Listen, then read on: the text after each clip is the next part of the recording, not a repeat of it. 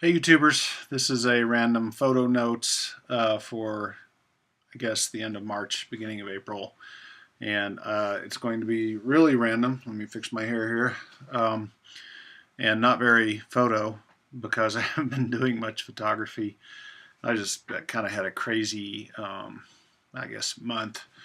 I've been contracting. I'm a software developer, and I've been doing some contract work. And my client from one project to the next had some budgeting issues, so I had a couple of weeks of being unbillable. So it was kind of like forced vacation. You don't get paid when you're a contractor if you're not billing hours. So for that couple of weeks, you would think I would be like, "Hey, cool! I'll go out and do a lot of photography." No, that's not what happened at all. I did a lot of job looking for jobs and interviewing because I was like, "Man, I can't take this kind of thing if it's going to happen very often." And I at least need to get another client sort of lined up, or get a full-time job or whatever.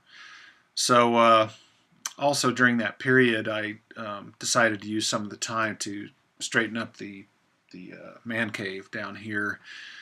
Uh, you've seen various angles of it in my videos, and it's not in disarray at all. It's pretty neat, but I've got gobs and gobs of stuff. I mean, I've just got duplication everywhere, and all the hobbies I've ever had, I've got multiples of the things you use to do the hobby. So, you know, big lineup of guitars back there, and lots of cameras, etc. So I partially have been selling off some stuff. I sold my 500 CM, that Hasselblad. I got a couple of lenses I'm going to sell. I think maybe one of my Leica lenses for the R series I might sell because I have a 25 and a 28 millimeter, and nobody needs both of those. So I'll have to pick one, sell the other. And I've just been trying to straighten up and get organized and all that good stuff. Part of that involves going through this closet back here, which is just loaded with stuff. It's just loaded. You wouldn't believe it. It's very neat, but it's got a lot of stuff in it. My mom every once in a while has sent me a box full of stuff from the family, from the household. I guess I'm the archivist, and I generally haven't wanted to deal with any of that stuff, so it kind of is in the corner of that closet. There was anyway, this stack of like 6 or 8 cardboard boxes full of stuff from my past, from my grandmother's past. I mean, you just wouldn't believe the amount of stuff. So one of the things I did during this period was I bought some translucent containers and went through all of those boxes and separated out stuff that I wanted to toss or sell or give away or whatever, and then organize the rest of the stuff into these translucent boxes so I could see what it is. And I mean, there's so much stuff I've got to go back to it at some point, but at least I can open the closet now and see what's what. I'm sure this is really riveting, but I was busy with that.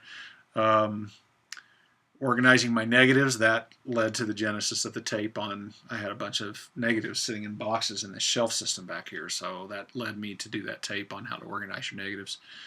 Um, and part of the cleanup was going through some old tapes I have. I've been, in different sort of groups, bands, and this isn't anything formal, just jam bands and that kind of thing. In the past, I have tapes going back to the '80s of bands or the band that I played in or jammed in, I should say. We never played out anywhere; we just jammed. Solo acoustic stuff I did from that time. I've got studio stuff from the late '80s, early '90s, and so this box back here, I guess you can't see it.